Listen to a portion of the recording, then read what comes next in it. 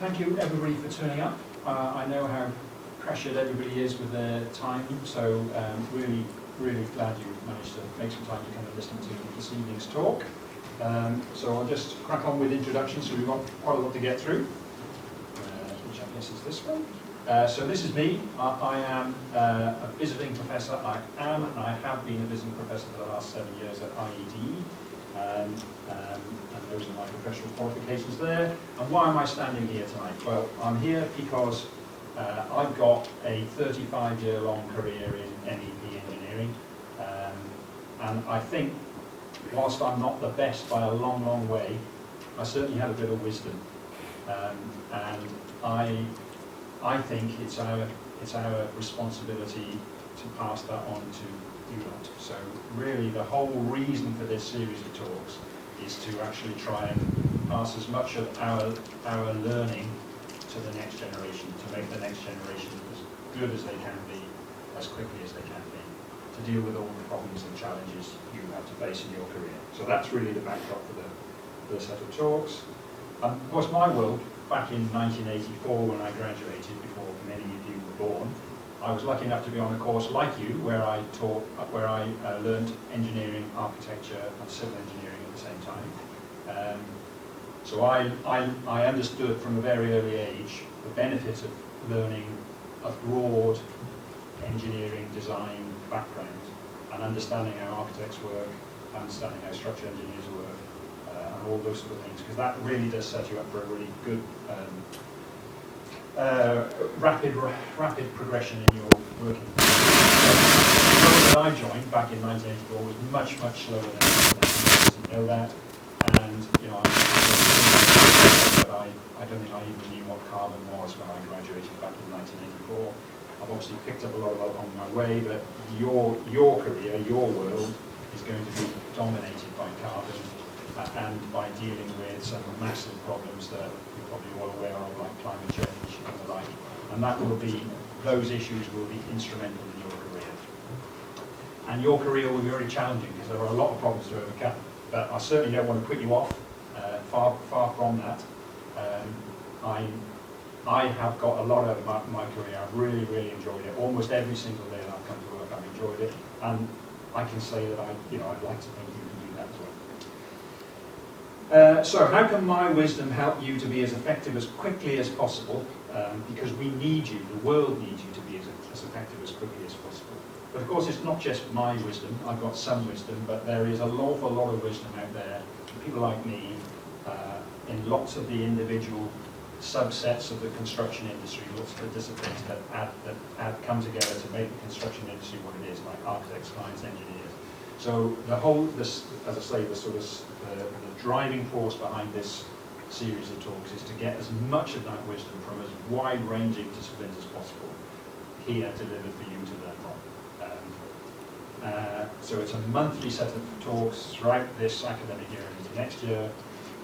The next talk is going to be delivered by Emma Maloney, who runs the existing building decarbonisation optimisation piece of Hawley Consulting Engineers, and the one after that is Joe Thornton, who is a founding director at CAST, who are probably one of, if not the leading QSPM firm, project managing firm in London, and he's coming over to talk as well, and that's in May. Emma is in April. So these talks are about passing wisdom to you. We're all on your side. I mean, this might seem slightly strange to you. None of us are doing this for money. We're just doing it because we're passionate about the industry. So we're here to help you. So that's really what this is all about. So gladly, I'm not going to be talking. So the two people today are going to be talking to you are Oliver Milton and Shika Bhagwaj from Hawkins Brown. They are, in their own way, both leading front-line practitioners in the real world that is very busy and very complex and very demanding and very challenging and very rewarding. And they're going to be talking to you about that. Hawkins Brown are one of the leading, if not the leading, architectural firms in London at the moment. You'll probably have seen many of their buildings, and I know Oliver's going to talk about that in a minute. I've known Oliver for 25 years, and we probably like each other as much now as we did 25 years ago. So that says something. I think we've got something in common. But interestingly, both Oliver and Shika have had different routes into their profession, and they are doing different jobs. So in a way, you're getting two talks for the price of one tonight. We hope to be talking for about 45 minutes, probably 45 minutes. Both Shika and Oliver have a lot of wisdom to offer. So if I can urge you to sort of pay attention and sort of be interested in what they're talking about, it will be interesting. And we're happy to take questions at any stage. So if any of us say things you don't understand, or you've got a follow-up question around that, then please put your hand up and I'll interrupt either of the speakers and we'll take that question. But we've also got plenty of time at the end for questions and a discussion, depending on what comes up. So that's it. I've done my bit. I'll hand over firstly to Oliver. Thank you very much, Ian. Good evening. Thanks very much for having us. So we were just going to do a quick introduction to our careers to date, and as Ian said, they have been quite varied, different ways into the profession. So I'm Oliver, as Ian said, managing partner of Hawkins Brown. That is a role I've been doing for about 5 years, and I've been a partner of Hawkins Brown for about 15 years, I think. So a lot of my work as managing partner is obviously in the kind of central managing of the practice. But I do try very hard to stay involved in projects, which is what I trained to become an architect to do. If you take my career back 30 years, I trained in Manchester at the Manchester School of Architecture for both my Part 1 and my Part 2. I stayed in Manchester and did my Part 1 year out, which is the project from 1996 on the screen. It was a McDonald's and a Asda petrol filling station. So comically crap architecture, but actually a really, really good learning experience. That the McDonald's, which is sort of in the background, it looks like every other McDonald's, but was designed from scratch without a single computer being involved, I might add, back in 1996, to look like all the other McDonald's, and that's how they were done back then. Obviously now they are done from a kit of parts and assembled very quickly. It was a really good experience. Sadly, the practice that I work for went into administration just last week. Nothing to do with my work on the McDonald's, I hasten to add. From there, I came to London and I worked for a small practice called Dannett Johnson doing the refurbishment of the Royal Naval College for the University of Greenwich, which was a fascinating project. Grade 1 listed buildings, all of them scheduled national monuments designed by the likes of Hawksmoor and Wren. Little known fact about the Royal Naval College, in the back corner in this building here, when the Royal Navy were using it, they had a nuclear reactor in there, and told nobody that they had done it. So when we were working on that project, we had to decommission that building and clean it up from all the nuclear material in there, which involved excavating, down about 15 metres below that Grade 1 listed building to get rid of all the soil that was, and this is a reactor that was put in there in the 1950s, so you can imagine what that was like. From there, I joined Hawkins Brown in 2001, and my first project at Hawkins Brown is the image just to the right there, 2001, and was about a £5 million project for Anglia Ruskin University. And on the far-hand side is one of my current projects, which is Cambridge Children's Hospital. I'm going to talk a bit more about that later, and that's a £350 million project. So a huge amount of progression and lessons to my career, from those humble beginnings with the McDonald's through to the Cambridge Children's Hospital. I'm going to let Shika introduce herself.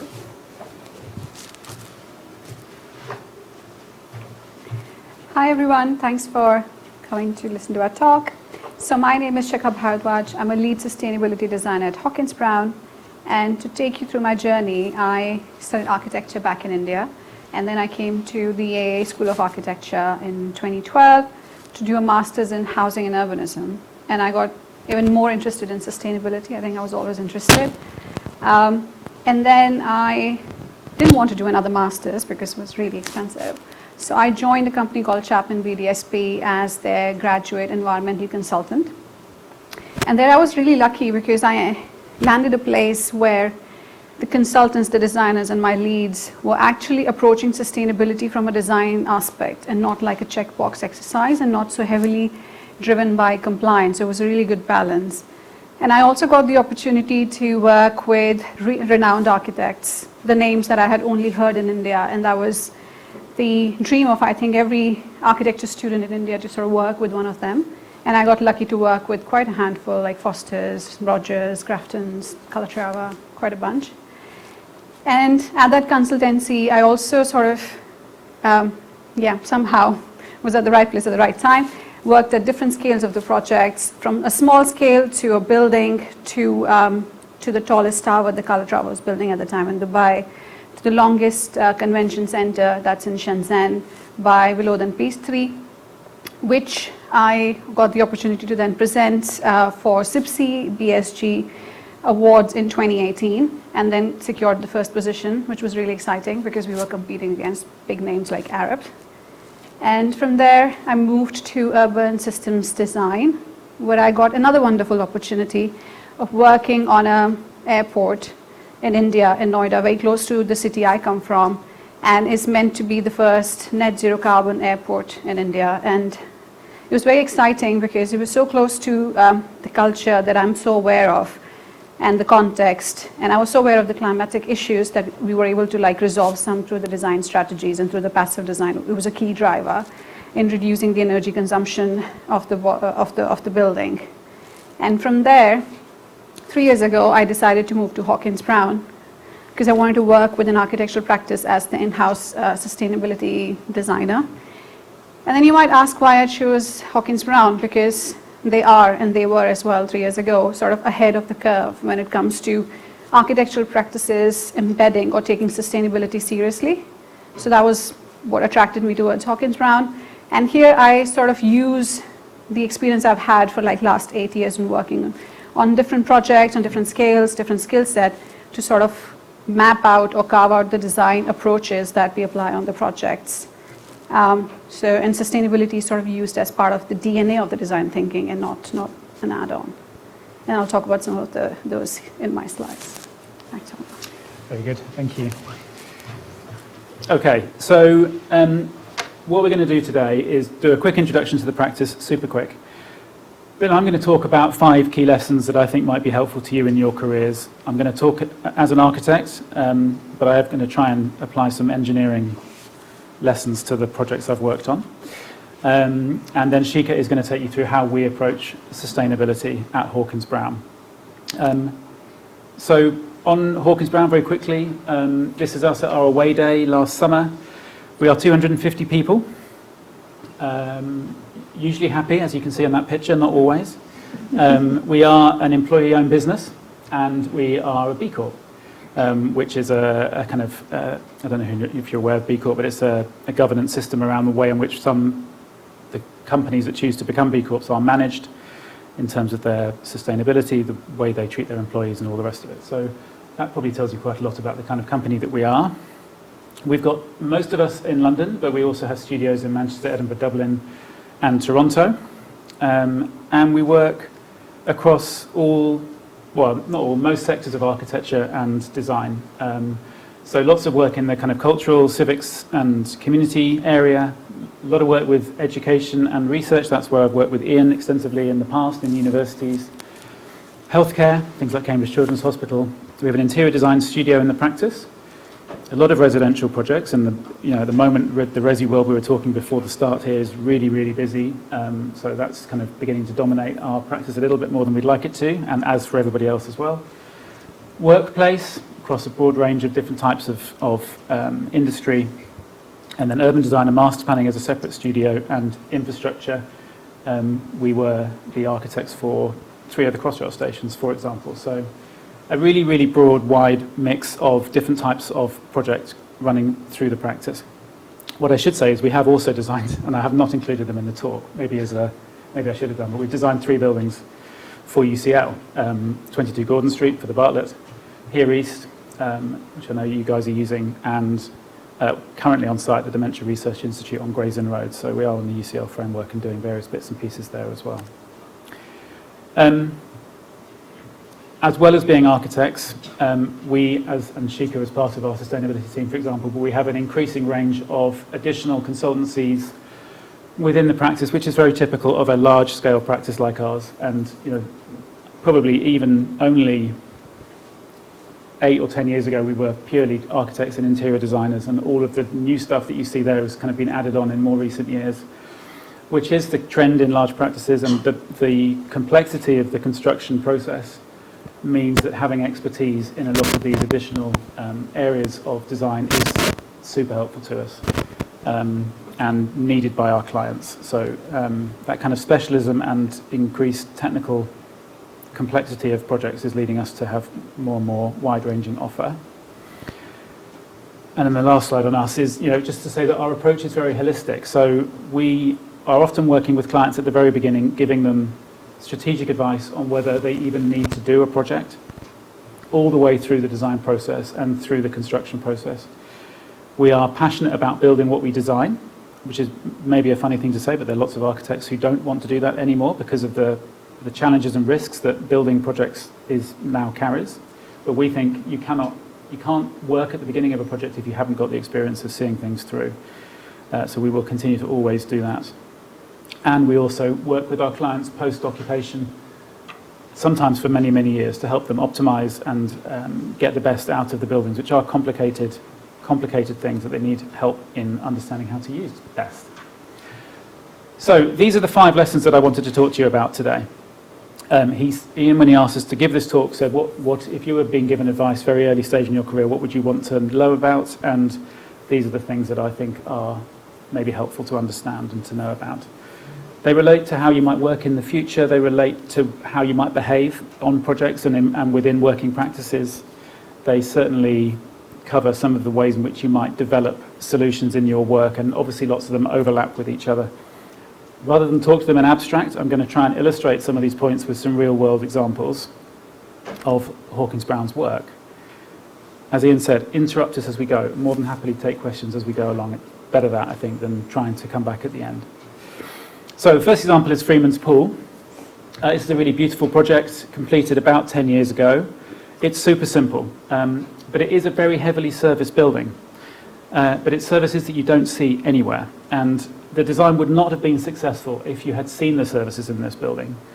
And we worked with engineers who really understood that and were super proactive in coming to us really early on with ideas of how you could ventilate this space and service this space from below the ground and from the sides and without seeing any of those services.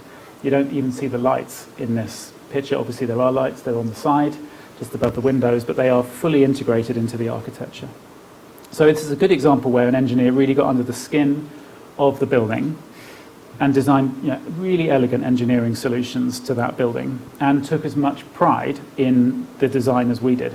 And I think the engineering here is as much as part of the success as the architecture. Very similar story on the structure for this building. So you can see on the right-hand side there the glulam beams and columns that hold this thing up. Everything on the structure here was built in just 8 days. And I think, again, the collaboration effort here was absolutely fundamental. Buildings making buildings is a team sport. There are many individual disciplines contributing to the success of a project always. And in this case, it was a really fantastic collaboration between us as the architects, but also the engineers, the contractors, and actually quite a lot of specialists who were working on this project as well, everybody playing their part. And I think the collaboration is such an important component to the way in which the construction sector sees successes in their projects. Full change in scale. This is Cambridge Children's Hospital. It's one of our current projects. It's just being tendered at the moment to contractors to build it. It is, as I said, £350 million worth, about 35,000 square metres, so it's a big project. It's a really fascinating challenge. This will be the first hospital in the UK that combines physical and mental health in a single building and with a single care pathway for those patients within the building. So to do this, we've had a really, really close collaboration with the clinicians, and we've developed with them a combined model of care. And I think to do that, you have to have, I said staying curious here, you have to be really curious about the buildings that you're designing. You've got to want to get under the skin of them and understand them and have a real interest in them and develop solutions for them. Facade design here is really important. It's a complex building. I've used a video here because as you look along the elevation obliquely, you can see the colours much more intensely than you can when you look at it straight on. It's a facade that's got to deal with a huge number of technical requirements, The middle part of this building, the darkest stripe, is an entire floor, interstitial floor of servicing that goes up, serves up and down to the building, elements of the inside parts of the hospital.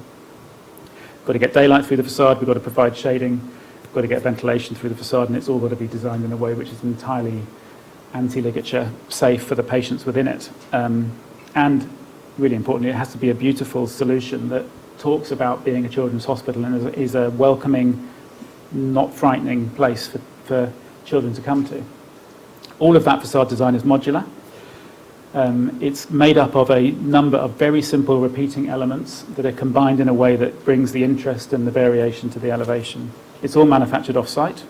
And we work really hard with engineers again, with facade specialists to ensure that the facade delivers a really good passive solution to solar gain within that design. So they've got vertical fins and chamfered elevation components which are all optimised for the different elevations of the building to make sure we get absolutely the best solution.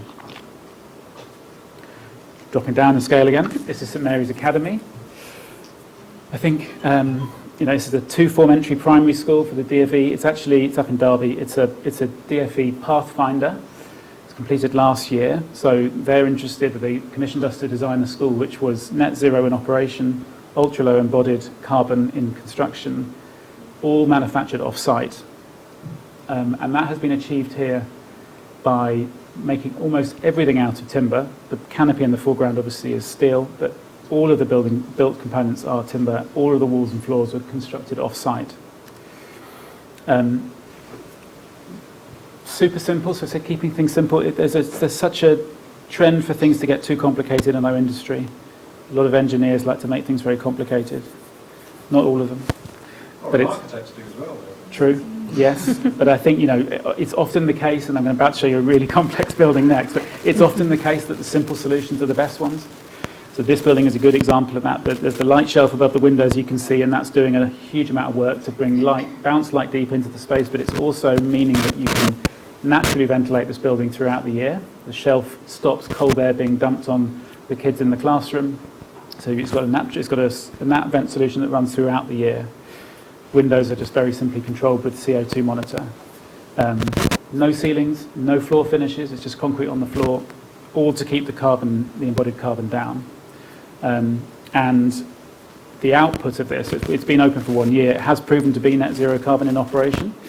It's 390 kilograms per metre squared, which compared to the RIBA target of 2030 target of 540, is obviously really good. So it's proven to be really successful and has exceeded the target set for it by the DFE. Oliver, can I ask if you are staying involved in that post-completion to monitor carbon in use? Yes. So those figures I just gave you are after the first year. Okay. And then after that? After that, we're going to design a secondary school for them along the same principles. Right. So this is the first of two, hopefully. So we're now working. Yeah. Okay. So from saying keep things simple, I'm now going to present the last one for me, a very complicated building. A project I work with Ian on and the team at Hawley. It's a good example where a lot of the behaviours I said come together in a single project. It's for the University of Oxford. It's a physics research building. In fact, all of the projects I've presented are the completed projects are national RIBA award winners, except for the McDonald's. It's a very beautiful solution to a very complex problem. The brief for this project was fascinating. It was split into, on the one hand, a very old-fashioned requirement for a collaborative office and working space for theoretical physicists who genuinely still all work around blackboards and genuinely create equations like the one on the screen here, which is it's almost like their language, it's their way of communicating. And then combined with that, a brief for essentially the most technically advanced experimental physics laboratories ever built, and they are, and still are, I think, meet that brief. All of this right in the centre of Oxford, so you saw in that first photo, we're next to Keble College, which is Grade 1 listed, a number of other Grade 1 listed buildings and landscapes in the immediate vicinity of this project. And that has led us to create a building which is a bit like it's often referred to as an iceberg. It goes down as far as it goes up.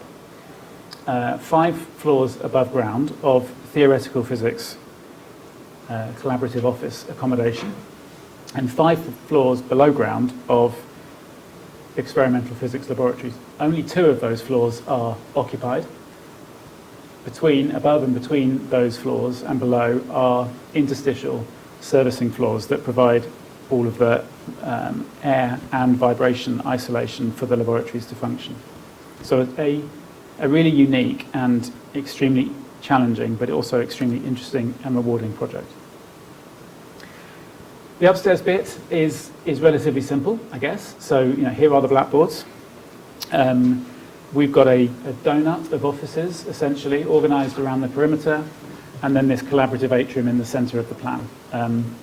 Within that atrium, there are these platforms, which are on the half landing level, so you are always only half a floor away from the offices around the perimeter, so the visibility across the building is maximised as much as possible. And the way that they work is that they are producing you can see the writing on the blackboard there, the equations, and people are able to see what's happening and then go and contribute to that discussion. They have an incredibly collaborative working method in understanding the challenges and problems they're looking at in physics.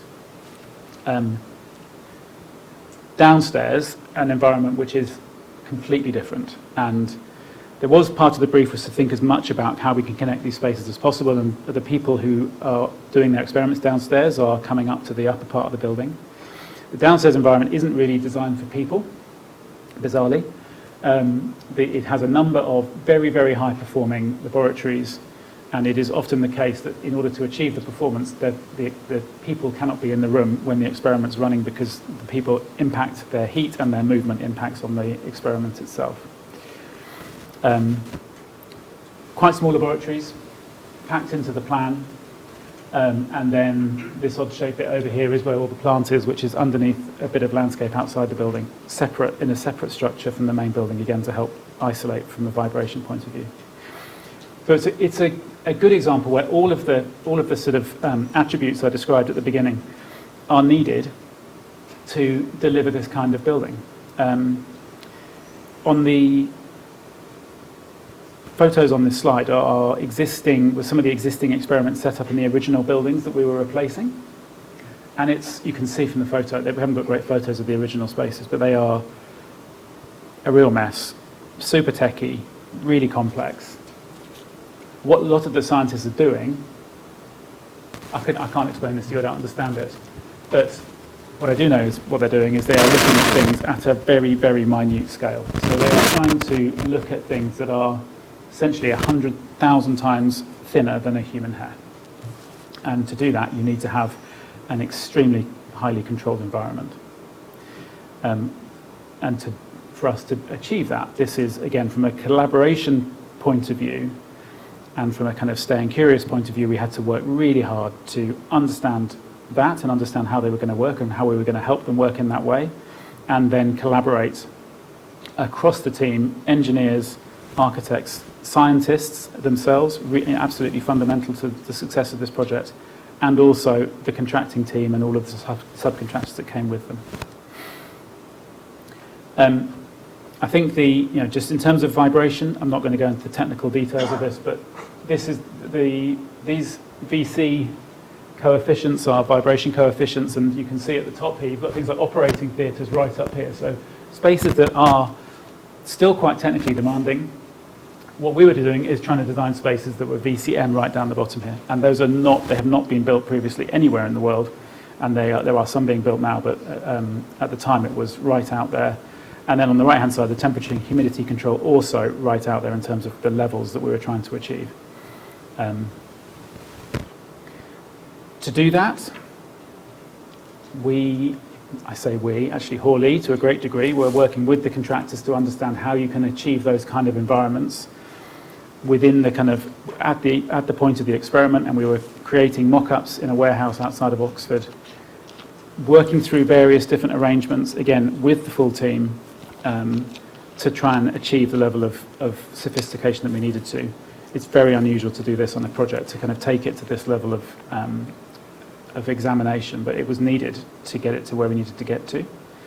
That was more on the temperature control side. On the vibration side, again, if you're looking at things that are 100 times thinner than 100,000 times thinner than a human hair, you need the space that you're working in to be very, very still. And that is a very complex engineering challenge, which is achieved through a very layered approach here. So the overall structure of the building is really high performing. The lab itself is isolated from that structure. The central part of the floor is isolated from the rest of that lab. All of the vibration generating equipment is outside of the space. People are outside of the space when the experiment is running. A few photos on this page of what some of this looks like in reality. So you can see on the left the laboratory, which is within this bit, is kind of separate from the rest of the building, and there's kind of movement joints everywhere. You see the slab in the middle of the lab, which is the bit that's isolated. On the right-hand side is the concrete that sits below that, with it, sitting on dampers. Even the architects don't normally take pictures of the engineering services in buildings, but we did on this project, because you get amazing things like all of the pipes which have got air or liquid moving through them that could create vibration are mounted on spring dampers. So it's an extraordinary building in that regard. And the servicing of it, the engineering of it, is as important to the success, I mean, probably in this case, more important to the success than the architecture. So it's another great example where to achieve complexity, in this case, you really have to fulfill all of the attributes on the left-hand side of the slide. And the amazing thing is you have to work all of this through before you really start building it, because in the case of this building, this is the basement being excavated. It's 5 stories down, but you can see on the right-hand side here, all of those keel slabs. We had to understand exactly how they were going to work from the very beginning, because they're the first things to go into the building before anything is built around it. So I think that's my last slide, really. I think, in terms of those lessons that I wanted to talk about, I think being proactive, seeking out issues, don't wait for them to arrive. If you want to really succeed in your careers, it's the proactive people that are going to get furthest ahead. Collaboration I've talked about a lot. Nothing in this building or any of the buildings I've talked about has happened without there being great collaboration between multiple disciplines. And the industry is getting more complex. As I said, Hawkins Brown used to be architects. Now we've got probably 10 different disciplines within the practice doing various things, all collaborating together to get their heads around the complexity. And if you are collaborating, do it face-to-face, not online, obviously. Taking pride, I think it's so important to be passionate about what you're doing, going beyond just the base level. It's the best way to get results, without doubt. It's also the best way to progress in your individual careers. Staying curious. I think I've been lucky to work on interesting projects that have been very varied. That helps you stay curious, because you're always learning and bringing lessons, or needing to learn lessons on the projects you're working on. But when you get to the point where you're bringing kind of preconceived ideas from elsewhere and it's just kind of churning over and over again, then it becomes boring. And as I said, keeping things simple can be tricky, and in the case of the Beecroft building is not really appropriate. But I think even presenting in a simple, clear way and trying to explain ideas very simply is a really useful skill for people to have in their careers. That's me. I'm going to hand over to Shika. Do you want me to do these buttons, or are you going to stay sitting? No, I'll try. If I get tired, I'll come sit. Thank you. Okay. Any questions for Oliver before we start the next bit, or do you want to save them all up until the end? Are you changing from here? Spacebar. Spacebar. No questions? Right, okay. All right. Let's talk about sustainability. So I hope that everybody in the room agrees that climate change is for real. If not, you can leave and save your next 10 minutes. I hope we understand the urgency, and Oliver spoke about carbon, and Ian spoke about carbon in their introduction. And then I think it's really important to understand that we've really not been good. We have exhausted our resources. We have emitted excessive amount of embodied carbon emissions into the environment, which has threatened the existence of our planet. And sadly, the pressure actually is going to be on the next generations. So the question is there any opportunity left to actually be good ancestors? We know the problem, and we also have the solutions, but where do we start? For that, I always say it's important to take a step back and try to understand what is that we are trying to protect, or what is that we are trying to create. And the answer sort of lies in understanding the environments, it's the natural environment, it's the human and the built environment. And in a way, the challenge of each project is how you actually achieve harmony between the three when you're working on even a small scale or a large scale master plan. And then sustainability in general has a very important and a key role to play. But it needs to be approached in a very systematic way so that it becomes part of the DNA, because when it's more embedded, it's more effective. And then I will also go through some of the examples on how we have done that on a project at Hawkins Brown. So this is one of the methodology or approach that I sort of learned very early on at Chapman VDSB, and like we have been using it for almost 11 years to investigate sites using the 3 C's, which is climate, culture, and context. So when you look at the climate, it sort of gives you clues on how you should be designing your buildings and how you should be designing your external spaces. Culture is understanding the relationship of people with those spaces that you will be designing. And then context is understanding what the challenges are on the site, what's happening around your site. Is there a flooding issue, for example? Is there the air quality? What's the density? What your site actually needs to offer back to the city? And once you get the understanding of these three, it gives you a very good holistic approach on how you can address your projects. And then at Hawkins Brown, that's like step number 1 that we sort of follow. And then once you have a better understanding of the challenges and the opportunities, like I mentioned, we use this 3-step approach, which is discover, explore, and deliver. So discover is about getting to know your client. Go through their brief, see if there are any gaps. And as a consultant or as a designer, that's the opportunity or the window of opportunity when you can actually challenge the brief. And you must, if there are any gaps and you think that sustainability is lacking behind or is woolly or the KPIs are not very, very clear, it's really important to sort of educate the client and take them through that journey. And then once the brief is set and is clear and is locked, it's important to sort of start exploring what the potential scenarios are, what the design options could be. And here, collaboration with the rest of the consultants is really, really key. And then lastly is deliver, which is to ensure that once you have a preferred solution, how do you make sure that you monitor it, you track it, and then you deliver it through construction and procurement routes. So discover, I would just say, one of the key challenges or the aim is to identify what the key priorities are and what's the viability of those priorities, because you can't achieve everything, like every project can't achieve everything on every site. It always has its own challenges.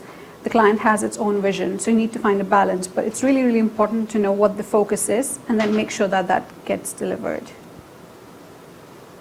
So this is one of the example of how we did that on innovation building with University of Glasgow.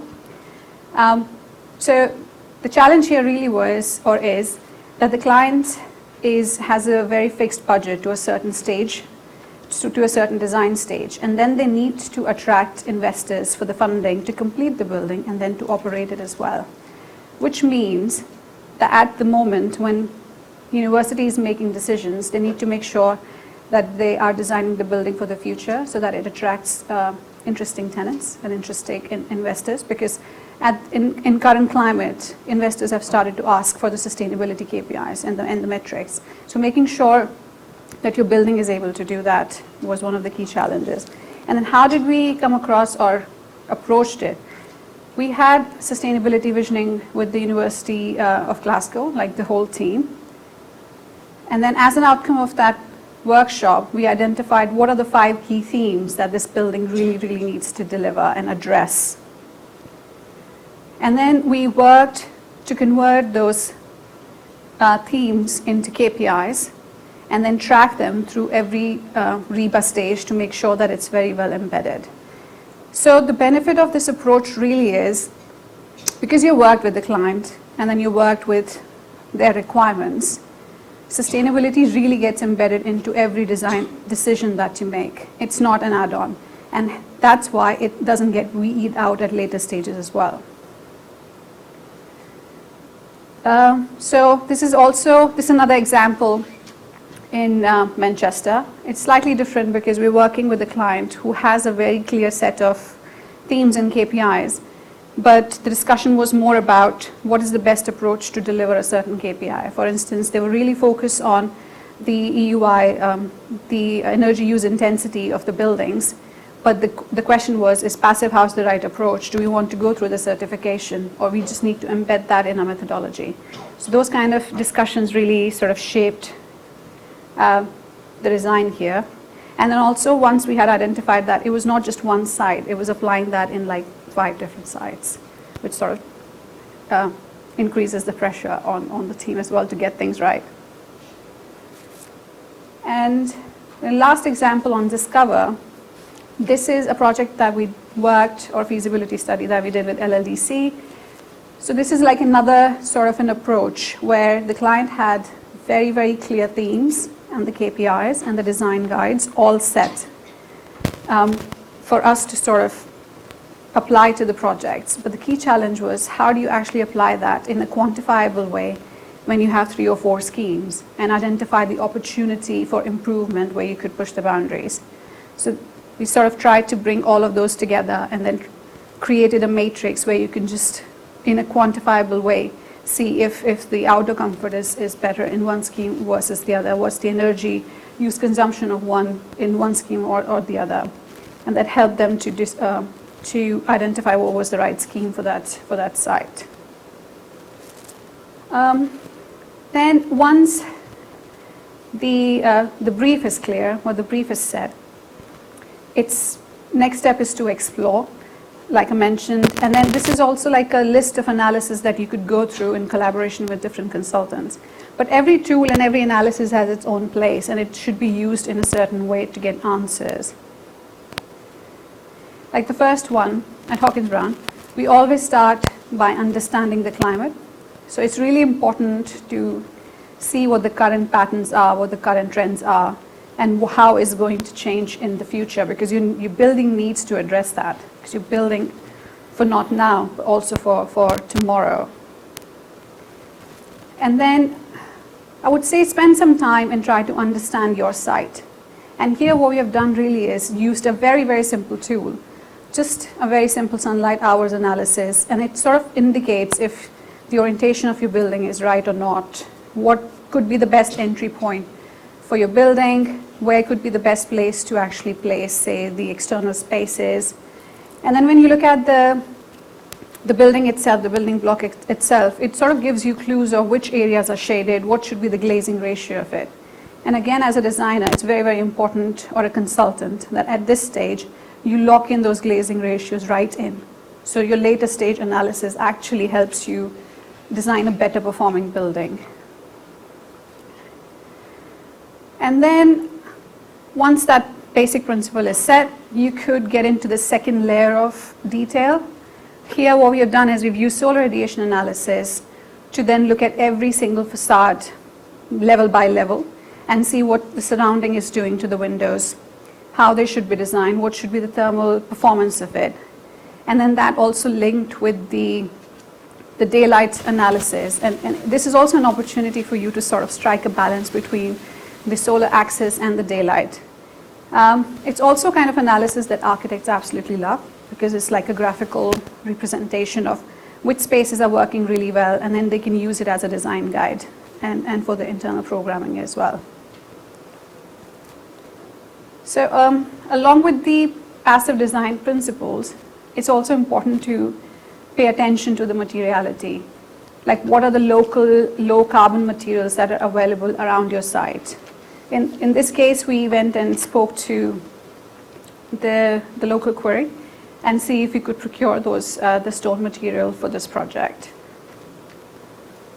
And then it's also important to sort of look at the embodied carbon picture, because carbon is really, really important. What we're using right now out of the budget is going to affect the temperatures.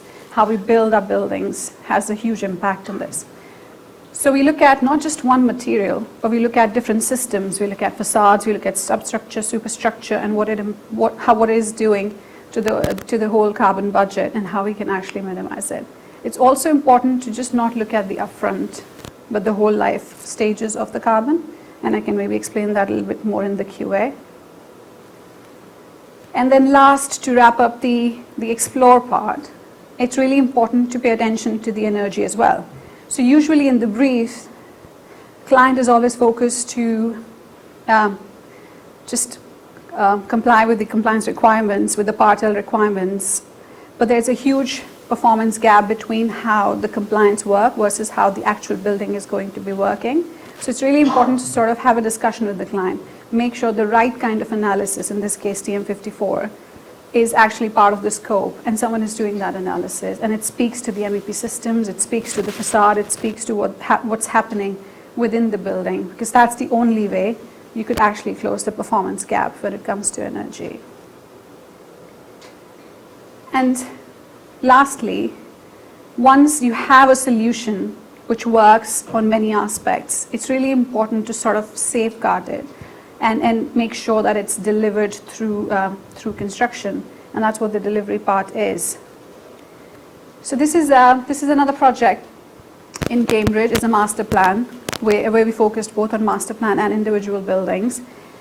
It was really exciting because we ended up working with a whole range of consultants to make sure that all the different KPIs and the sustainability vision of the client was actually delivered through construction. They got the building they actually wanted. For which we then we made sure that there were the different themes that were actually important for master plan scale and building scale were covered. The targets were clear. The roles and responsibility of the consultants were super clear. So, no one could just point fingers at that was someone else's job, or that was, left out because it was not our responsibility. And then towards the end, at the end of stage 4, we also created sort of a dashboard. This is going to be a live document, very super simple Excel sheet, where actually the client can keep an eye on once the project is under construction, if there has been any changes to any of the targets that were set at early stage. So this becomes like a very powerful tool to have a communication between the contractor and the client to spot if there were any deviations from their vision in general. So that wraps up the delivery aspect. Just coming back to the question that I sort of raised in the beginning about, is there any opportunity for us left to be a good incestor? Well, at Hawkins Brown, we believe we still have the opportunity. We can still be good incestors. But the important thing is that you need to design the vision and make sure you're able to deliver it, and you find ways to deliver it. And that's all from me. Thank you very much. Well done. Right. So now is your opportunity to ask anything about anything that's been said today. We've been saving up some questions as the talk's been going on. Anybody want to make a start? No pressure. You first? Sorry, you were seconds ahead. So I noticed a few of your projects that you mentioned at the beginning followed a off-site production approach. I wondered if you could give a bit of an overview of why you came to that and what led you to that decision. Sure. I think, it's a trend in the industry, and it's a really good way, we think, of doing a number of things. You generally get better quality. You have components that are made in the factory rather than lashed together on site. There's some really big safety and sustainability benefits from manufacturing in a factory. The waste is much lower.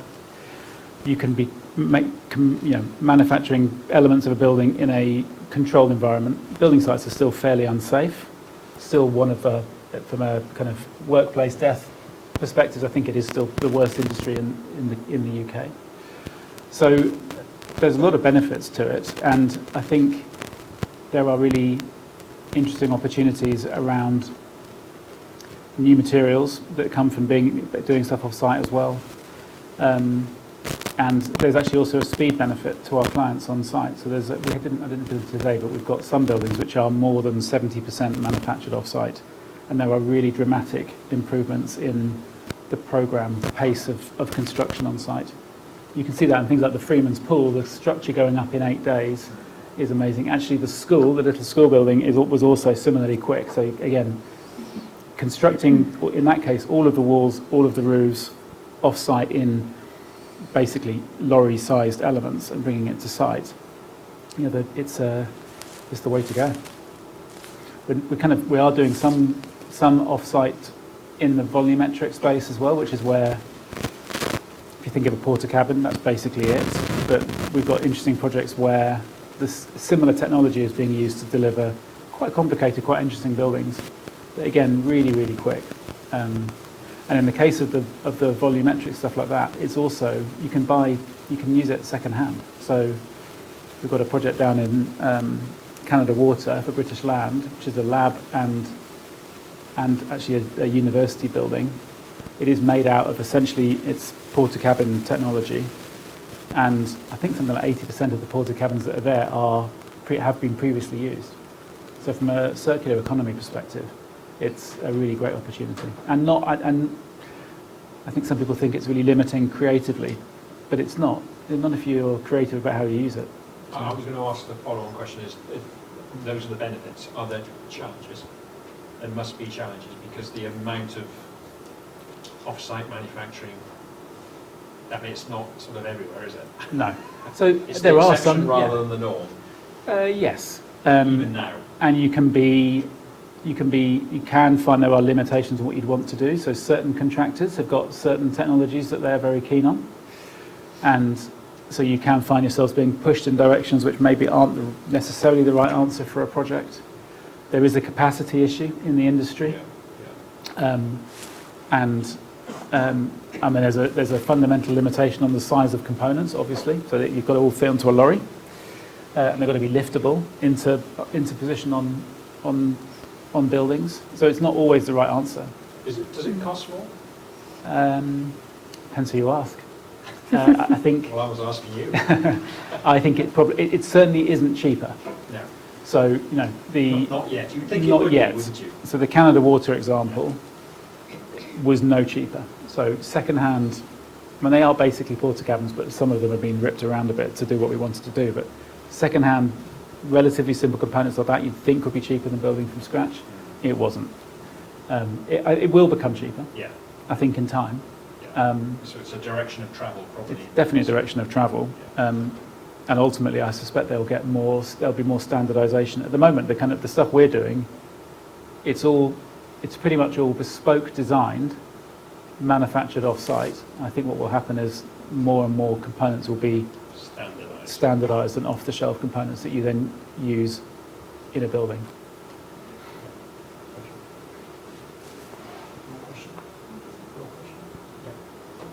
I want to know what's the criteria when you choose the standard for building, like why BREEAM and WELL, why not LEED and WELL? Why not lead and what's the other one? Well, For the project, Well, right. I saw BREEAM and WELL, so I want to know what's the criteria when you choose the standard for each project? I think it goes back to what the project is trying to achieve and what each of the certification actually provides. So when you look at BREEAM, it's more of an holistic certification, which is also very process driven. It doesn't sort of force you to achieve a certain, say, target. For example, Matter 1, which is the embodied carbon target in BREEAM, it only gives you points to sort of do the exercise. Whether you have made a huge amount of improvement or not is not really focusing on that. But then it covers energy, water, etc. So a large scale. And BREEAM, in a way, because it's been really old in the industry in the UK, it's quite established, has made its way through planning process as well. So often you end up seeing BREEAM is the first choice of the client because it's aware, it's linked with planning, people know what it stands for. Well is something when client is focused more on the health and well-being of the occupant, because that's where it drives. It doesn't really care much about energy. So your building might be consuming hell amount of energy, or they might have like really high ventilation rates. It focuses on health and well-being. So it's really about what the brief is and what the right choice is for the building. What we try not to do is to do lots of certification on a building, because that's a bit unnecessary. And expensive can be. Yeah, it can be very expensive. And LEED is something, I think it also touches upon the similar aspects like BREEAM, but it's more recognized in the States, in the US, and that's why it just usually gets sort of filtered out. They can be very frustrating. BREEAM can be very frustrating. Yes. It's very, they do become very process driven, Very tick boxy. very Yes. tick boxy, and you end up making bad decisions, forced to make bad decisions in order to achieve a certain level of certification under whatever it might be, BREEAM or whatever, and that's frustrating. But they having said that, there are some real benefits. I think it's raised the bar for many clients that probably wouldn't have otherwise done it. The fact that it is embedded into planning policy in lots of areas is useful. It forces clients to deliver buildings which are generally better than they would otherwise have been. But yeah, there causes some frustration as well. Yeah. The two favorite aspects of mine is the energy and water. It really pushes you to reduce your water consumption, and also, in a way, try to design a very energy efficient building in a certain way. But apart from that, you really have to see, not led by BREEAM too much as well. Any other questions? Far away. And delivery ever be as good as the design? That's a very good question. Yes. And And how do you if achieve it it? can't be, what would your practice see as solutions to that problem, and how you could overcome that? It's a good question. I mean, I think yes, there are great examples. I mean, the school project in delivery has exceeded the standards that were set for it in brief.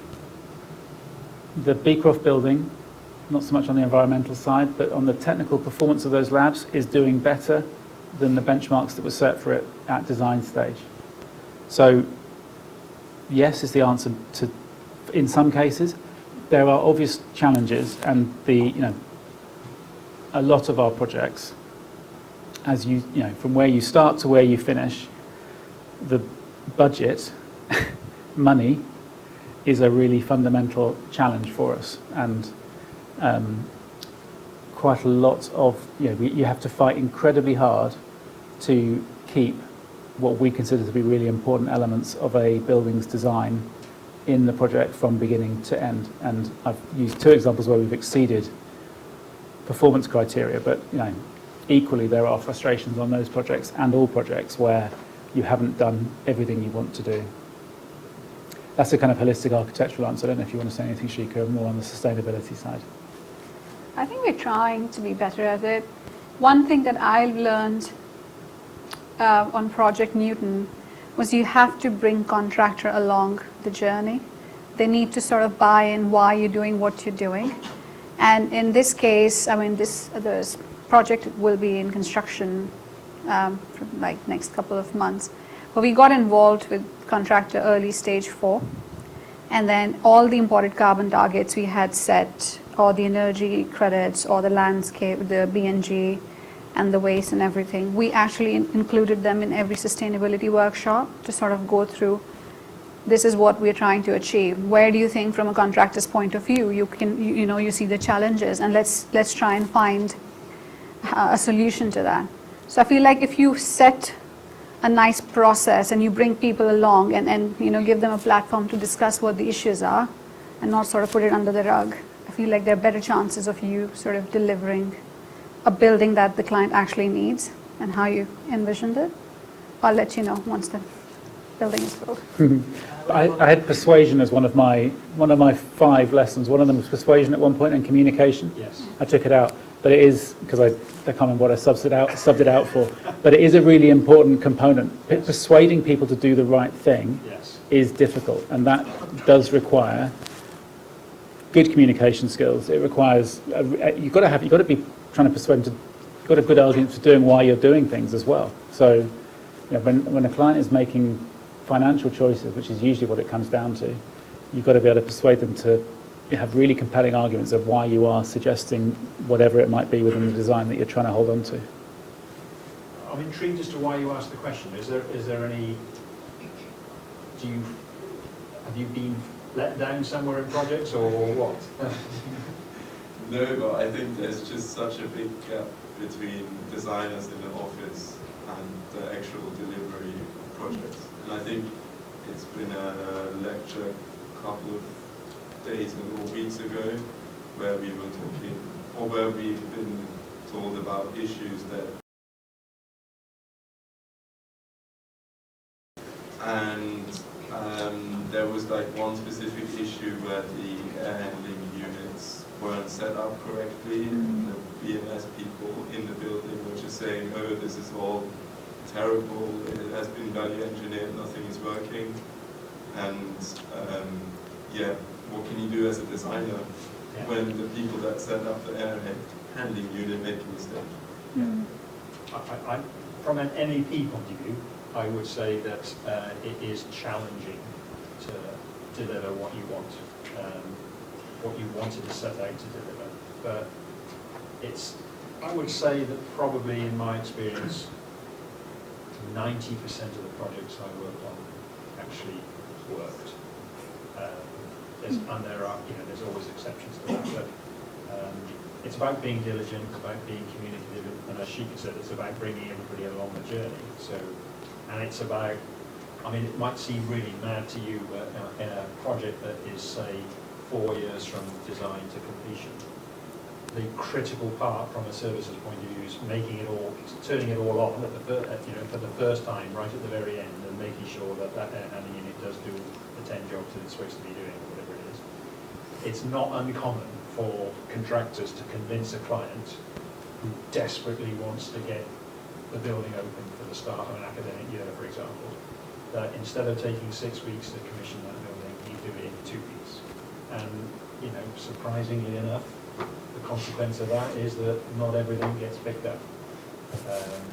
But I would say there is a process called a snag, the sort of snagging process. So when the building is handed over and there are certain things that don't work, as long as they're not sort of critical things like life safety or whatever, then a building is generally handed over with a few things to do, which can be several thousand in certain larger projects. They get worked through in sort of 4 or 5 weeks after.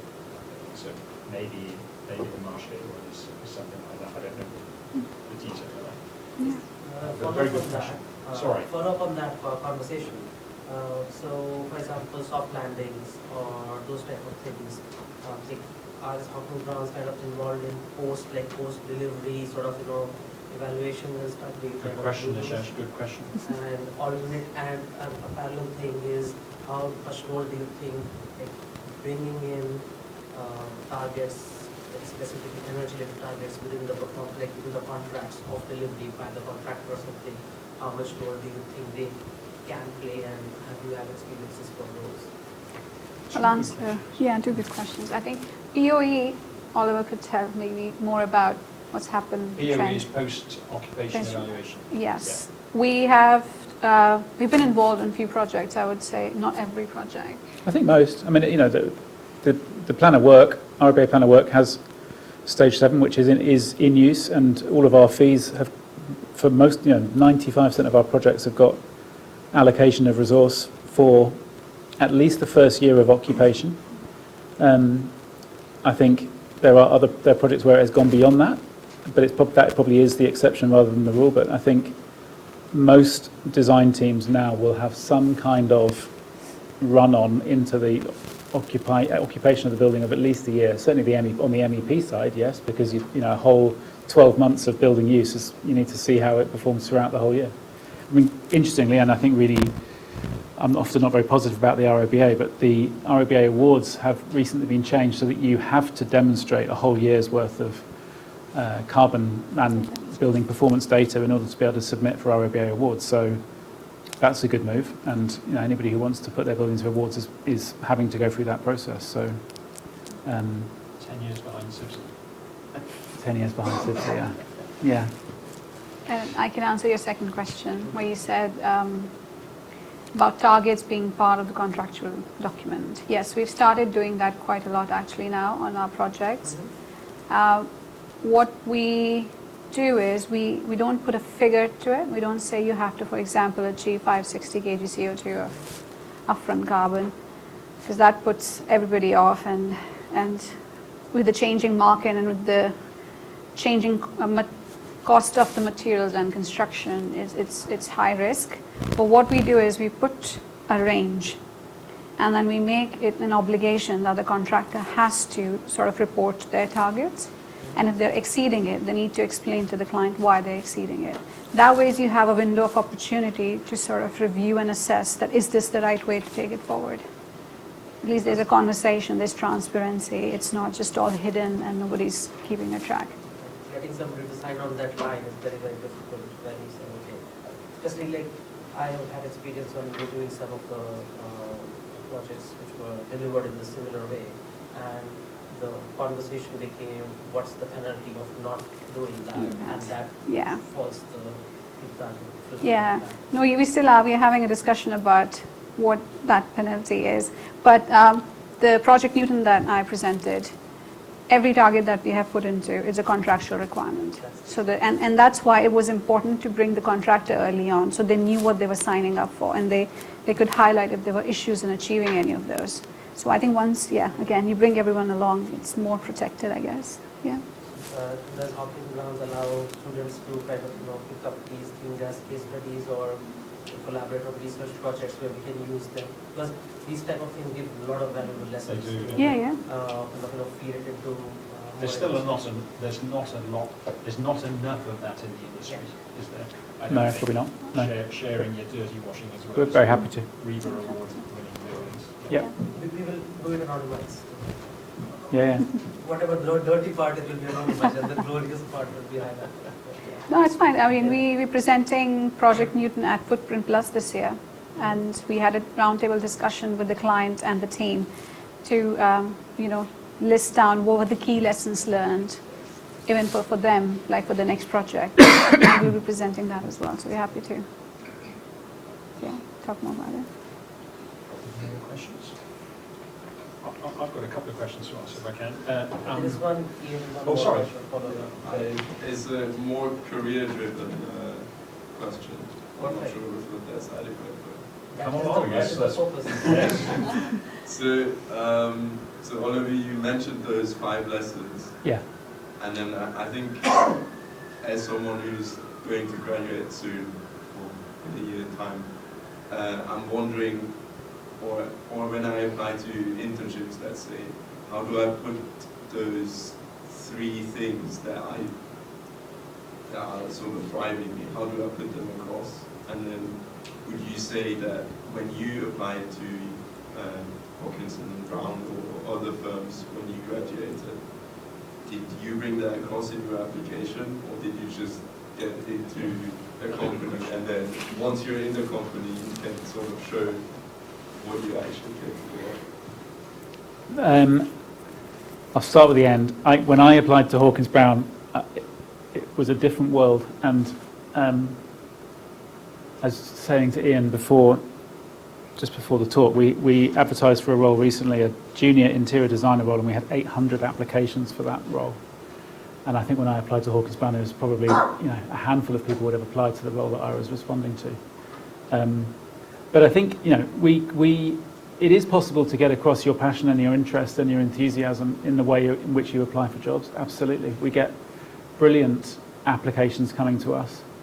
I'd say be concise. Be really punchy, make whatever application you're putting in stand out. But it's very easy to talk passionately about what interests you and what drives you. And that's what we want to see as employers. I think it's, it can be quite graphic, quite visual. Some of the applications we get are right out there, and they do stand out and make a really big difference. Tell stories of things you've done. I know you haven't started your careers necessarily, but there's lots of stuff you'll be doing outside of your career which we are still really interested in. So, I mean, I think you can. It's not that hard, I don't think, to think about what an employer is looking at when they receive job applications and how you can make your application stand out. But I say that the thing we're most interested in is people's passion and enthusiasm for the built environment and where they want to take their career, much more so than the results they've got or the qualifications they've picked up along the way. And we want interesting people is the other thing, is outside of the work context. If you've got interesting things that you've been doing in other interests, then put it down, because interesting people are the kind of people we want to employ. I mean, I know it seems very daunting, the other side of the graduation process, but I think be calm, be concise, but dial up your passion. I mean, that's what will, somebody who's passionate and can demonstrate that is the person that's going to stand out from the 8,000. And there's an awful lot of people who just tick yes, tick yes. That's sort of, I mean, they'll get a job somewhere, but I'm not sure they'll get a job at Hawkins Brown or Hawley or whatever. So dial up your passion. That's what I would say. Your timing's good. I think that we've had a number of years of carnage in the industry, simply put, post-COVID, but I think we're now seeing the market getting much busier in terms of our opportunities for us as employers for projects, and the qualification you're doing is the kind of thing that we want to be employing as well. So I think coming through university now... Are you on the MEng 4-year course? Yeah, exactly. Yeah. I mean, I would say that you are absolutely doing the right course to enter the market now. So, I mean, when you write applications, it doesn't feel like that sometimes, at least. Yeah, well, not everybody's going to see that. I mean, the industry is a very broad church, so there are some people who don't want to understand that. But the good firms will absolutely definitely see that. And that was a question, linking that to my question I was going to ask you about sustainability. Because if there's anything that would tell you that cross-discipline knowledge is the key, is sustainability. Because as I see it, sustainability, I mean, I was going to ask you the question, who owns sustainability on a project? I think it's everyone's responsibility. You can't put the pressure on one person. But yes, having said that, you need to have a sustainability champion. A leader, for want of a better phrase, somebody who leads that process? But not just in one team. You need to identify these people who lead sustainability agenda from client side, from design side, from consultancy side, because it's a huge responsibility and a lot needs to be done. So once you create that kind of network and partnership and trust, you're able to deliver a better outcome. Yeah. So that's what I've been trying to do, Yeah. identify from my client side team who's really the one who's curious about sustainability, make sure that they are in the loop. Yeah. And then I'm not the only one fighting for it. Yes, exactly. And I was going to ask a follow-up question, which were two follow-up questions. The first one was, does sustainability always have to add to the budget? Come back to that in a minute. But you mentioned during the discovery stage that it was your responsibility to actively challenge your client to make sure there was nothing that was wrong or that was left off, or that there was a clarity around why they were doing what they were doing. Oliver mentioned as well that the impact of budget, which cost is king even now.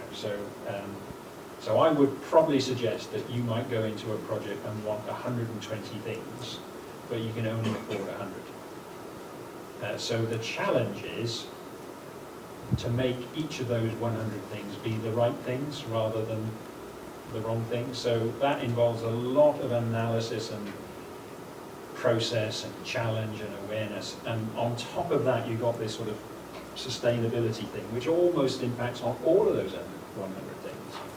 So that's a real difficult job to do. Would you agree? And what's your do you have any tips on that? That's very It's for good. both the To two answer your really. first question, it doesn't have to be more expensive, does it? So if you take, again, the school example, doing the right thing from a sustainability perspective was the cheaper thing as well. Yeah. So not putting in ceilings, not putting in floor finishes, using really, really simple solutions for walls and roofs, etc. So stripping, having less stuff should cost less money and cost less carbon. Not always the case, because the complexity thing comes in and then makes things more complicated than it needs to be. But Yeah. in a simple building, the sustainable solution is probably the cheaper solution. But you and I both know that most projects, you would get to the stage where the quantity surveyor would be saying what the budget is. We'd all have our first design team meeting and we'd set out some sustainability targets, and then the QS would say, well, that's 15% on top of the budget. So what are we going to take out that costs 15% to allow us to have the sustainability thing? Which is bonkers, but Yeah. probably that's what happens on the majority of projects. So then it's a question of what do you know, how do you rank the value of all of those things? And it must be very difficult if you've got a client that really doesn't want to do anything other than compliance. And that must happen as well. It does. I think, Sorry to be so challenging, but no, it's an important question to ask, because that's the reputation of sustainability in general that is more expensive, sadly. But it doesn't have to be, like Oliver said. It's doing the right thing at the right place at the right time. For me, I feel it's like the obvious logical design solution. The problem, I think, or the question that we need to ask is the cost consultant, how they are doing their costing and where they're getting those figures up from, and then how realistic that is, and why is sustainability added as a lump sum at the end yes. on top of it, where it could be actually very well integrated. For instance, on the second project I presented in Discover, the older master plan. So the client is really keen to have really good indoor air quality, so really concerned about health and well-being. And then we said it doesn't have to be an add-on. You're designing the MEP systems, you're going to put the ventilation plant, and then you would have certain filtration. You already are doing that as a baseline. So in order to achieve a certain level of indoor air quality, you just might have to revamp certain filters. Why does that have to be accounted as additional 10%? And I'm sure there's a bit of duplication as well.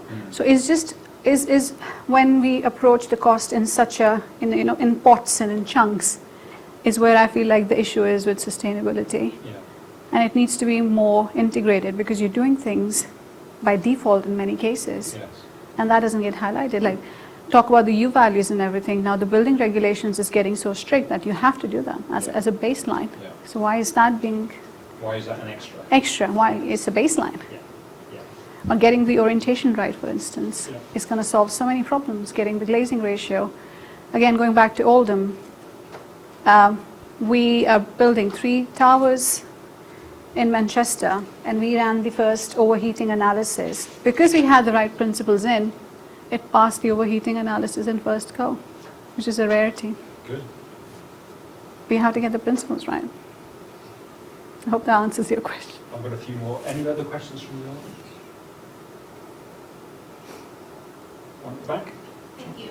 Well, I think on this, I really like the swimming pool idea where you had, but everything looked really clean, and it looks like the MEP design was done from the very early stage.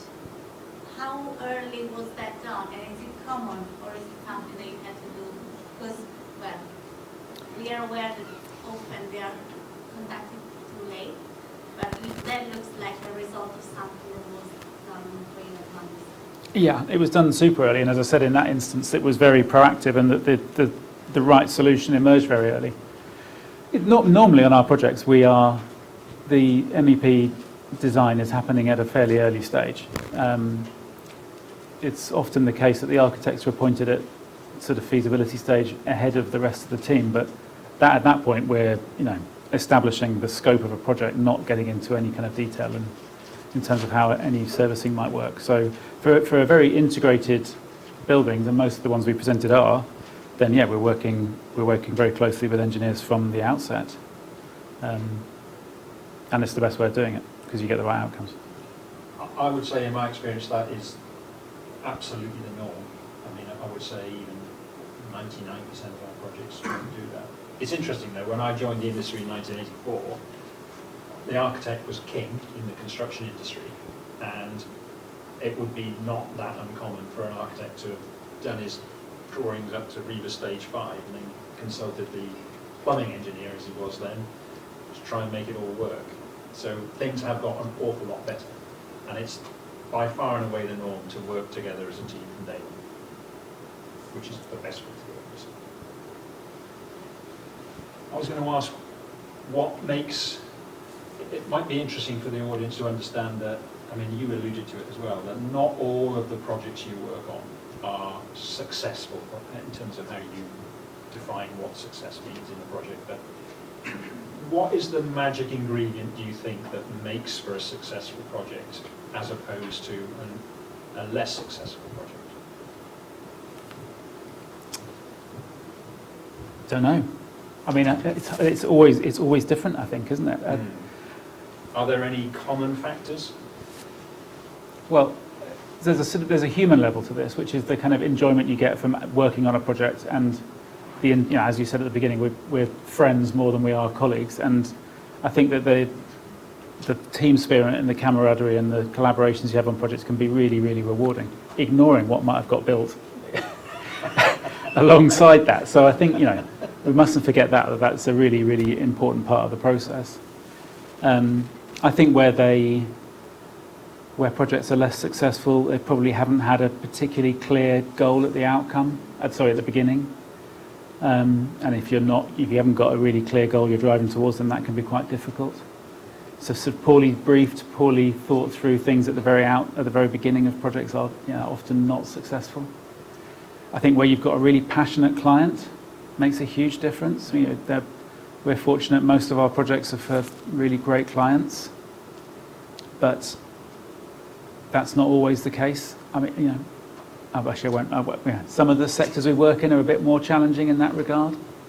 I'd say the residential sector is more challenging in that regard. Yeah. You haven't got house builders are not the most aspirational group. They're in it for the buck, and that's probably where we see the most challenges in terms of. I mean, certainly all the kind of sustainability targets and goals we're talking about. That sector is where the challenges sit, and it's the biggest sector as well. So it's it's where the biggest gains should be able to be made. Yeah. And I think then the ones that the projects that go wrong in the where they end up in conflict are it does happen. It's there's lots of money on the table, isn't there? And it's quite easy to make mistakes.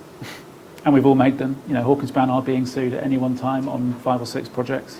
That is, none of them, in most cases, that's not our fault, but it's just, and we'll win, obviously. But, I mean, not always. Obviously you make mistakes. Clearly you're going to make mistakes. And we are working in a litigious industry. So, our insurances cost us a lot of money, hundreds of thousands of pounds a year. And because in any one project you make hundreds of thousands of decisions. Yeah. And by law of percentages, if you get 0.01% wrong, that's still 26. Yeah. If one of those is the story-to-story height, then it can be quite challenging. Yeah, it certainly can. Yeah. My mantra is that which I just sort of discovered fairly late in my career. I was doing some judging for British Council for Officers Awards. We used to go around and see all these different buildings. And after several years, I realised that the single thing that created a good project, i.e. an award-winning project or a successful project like that, was a client. If you have a really good client, as you say, who's passionate about what they want to do and is absolutely clear about how he's going to get there, that enthusiasm and passion filters through to his designers. And as Oliver's inferring, construction is all about people. It's all about people. And if the passion can get put through to the designers, and then to the contractors, then you get some great outcomes. The best project I've ever worked on in terms of seeing that in reality There was another project for Oxford which wasn't one of Oliver's, and it had exposed concrete soffits, so that was the cooling element of it, lots of thermal mass in the concrete. And the people who were putting the shuttering up, because concrete is poured, you make a timber shutter, and then you pour your concrete on it, and that sets, and when it's set, you take the shuttering away, and the quality of the shuttering is what determines the quality of the exposed soffit. And the people, the steel fabric, the steel reinforcement crew that were standing on top of the shuttering, putting the reinforcing bars into all the bits of structure in this, which would be covered in concrete, they were stepping on the shuttering, and they realised, without being told, they realised that the quality of the finished concrete was going to be so important to the client, because he engaged with everybody in the construction site to pass on that enthusiasm. They went out and bought themselves some overshoes to make sure that when they were stepping on the shuttering, they didn't leave their footprints, which would then be cast in the concrete forever. And I think that's a really, really good example of where enthusiasm and passion can be infectious. And if you get that bit right, you get a great product. So, one question more career related for the thing. So it's more from like if somebody wants to kind of get on to become a sustainability designer or having role at Hawkins Brown, what skills gap do you see from the applicants which these guys can focus on in respective of the fields that would make them more employable when they actually go into the industry? Like key skills can say, okay, these universities don't teach them this. Come on, I'll be up to that. So we can try and see what we can incorporate. just remember, all this is being recorded. Well, we have just recruited a sustainability designer, Yes. and obviously we have chosen one person above others. So what were the gaps? Why did we choose that person and not the others? Well, there are two ways that I feel personally work, and then what we actually look in the candidates really is, and also I think it also depends on what the team actually at the moment needs, right? So it's finding the right fit, it's finding the right candidate. Is one, a specialist. So for instance, somebody could be absolutely brilliant, say for example in embodied carbon, or a generalist, somebody who understands different aspects, and they both have their own place. So for instance, the person that we hired for a lead position was somebody who can actually talk about all the different aspects, because at that position you should be able to talk about these different factors with your client and guide them. Whereas a specialist, when you bring them to solve a problem, they can always bring all the knowledge and their passion and the nth granular detail that they're aware of. So I feel like they both have their place in the industry, and you can't replace one with each other, because we hired two people and one is actually a specialist and one is more like a generalist. But what's really, really important is, apart from the technical skill, it's important to show your passion and how you actually could work with a team. Because you might not be the strongest person in terms of technical aspect. If you have a problem-solving attitude, if you're happy to work with the team, it gets picked up. And that's something that we definitely focus on, because we want somebody who can work with the team collectively and find solutions. So it's a combination of those. Something to work on. Any other questions before we wrap up?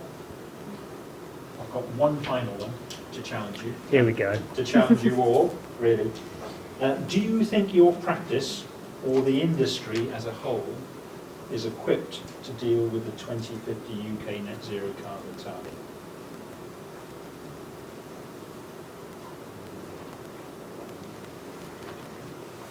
I'll let you answer that.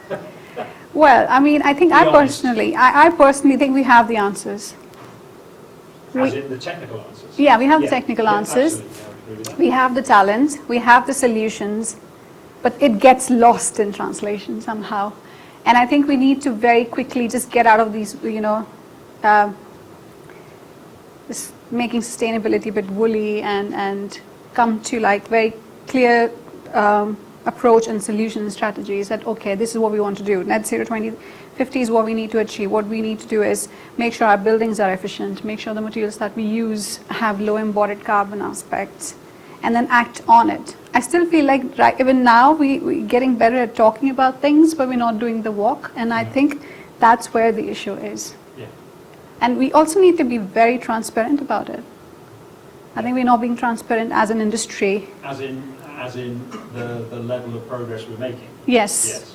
And celebrate your failures because it's going to be useful Yes. for the next Yeah. one. So it's just, yeah, those things. But I think we have the answers. I asked James Ford, who was at Leeds Hawley, the last, how many buildings Hawley have completed which are net zero carbon. And he sort of scratched his head a little bit and thought, and said, well, the honest answer is I don't know.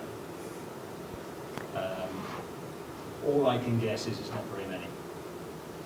And I think that's sadly the case. So I don't know how many buildings there are in the UK, probably over 20 million, 25 million, something like that. I get a lot of those are small houses, but there's quite a lot of buildings that all need to be net zero carbon in 25 years. And I fear that the pace of our industry and the honesty of our industry is such that that is an enormous challenge which you lot will have to deal with. And you know, if there's anything that says you're in the right place at the right time in terms of what you're doing and the career you can have, it's that, because that is an enormous challenge that nobody really has got to grips with. Yeah, the prize is enormous, and I'm 100% confident we'll get there, because we will, because we're very good at doing that. But the scale of uplift in all of the disciplines, design, client, funding, contracting, installing, post-operation, FM, all that is enormous. So you're in the right place at the right time. Okay, brilliant. Well, thanks very much for coming. And I know that Oliver and Sheikha put quite a lot of effort into getting the slides together and delivering the talk. So, and they're doing all that for free, other than a chocolate bar, which I'm going to give them at the end. So I'd like you all, in kind of thank them for their efforts. Thank you very much.